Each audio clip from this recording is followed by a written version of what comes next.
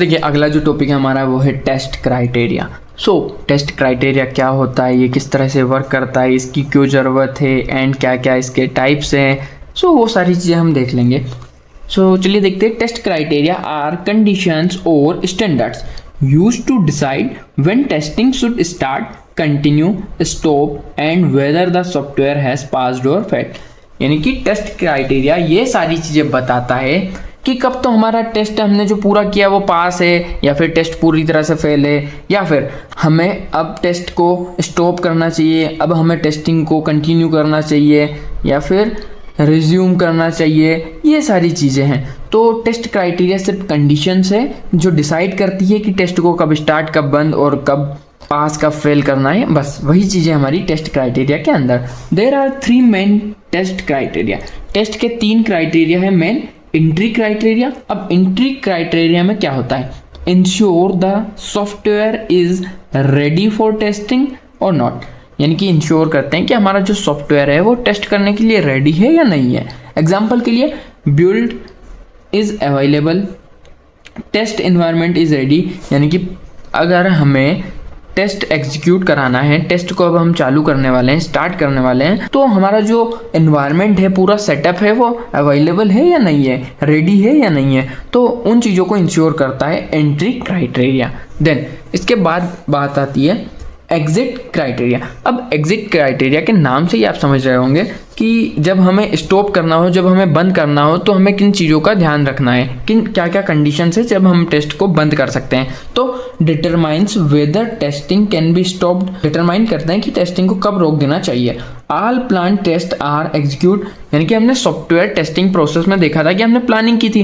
Planning में हमें एक पूरा डॉक्यूमेंट मिला था। डॉक्यूमेंट से हमें पता चलेगा कि अगर सारे प्लान जो हमने बनाए थे वो एग्जीक्यूट हो चुके हैं, तो हम एग्जिट क्राइटेरिया यानी कि ये कंडीशन फुलफिल हो रही है, तो अब हमारी टेस्टिंग को हम स्टॉप कर सकते हैं। Then critical defects are fixed.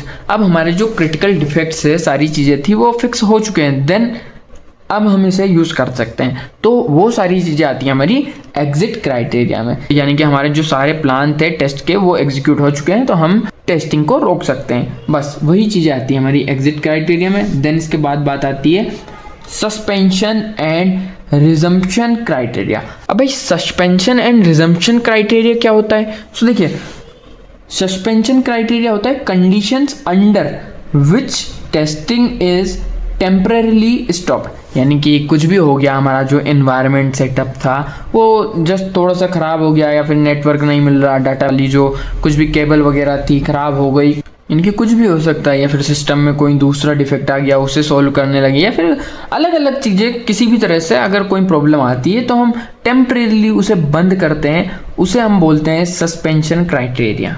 इसके बाद बात आती है रिजम्पशन क्राइटेरिया। अब रिजम्पशन क्राइटेरिया क्या होता है? Conditions under which testing can restart. अब हमने जो टेस्टिंग को रोक रखा था उसे हम कब स्टार्ट कर सकते हैं, वो चीज़ें बताती है हमारा रिजम्पशन क्राइटेरिया।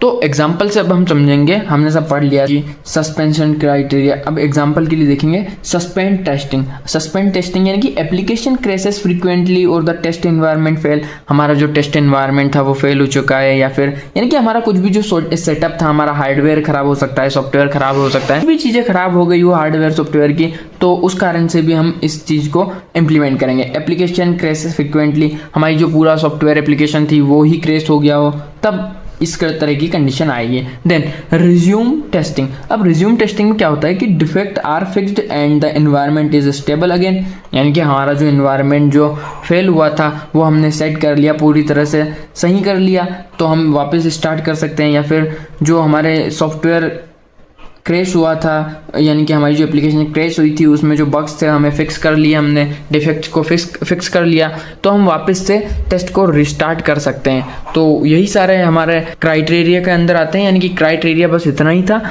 आई होप आप लोगों को ये सारी चीज़ें समझ में आई होंगी, and thank you for watching this video. मिलते हैं अगली वीडियो में।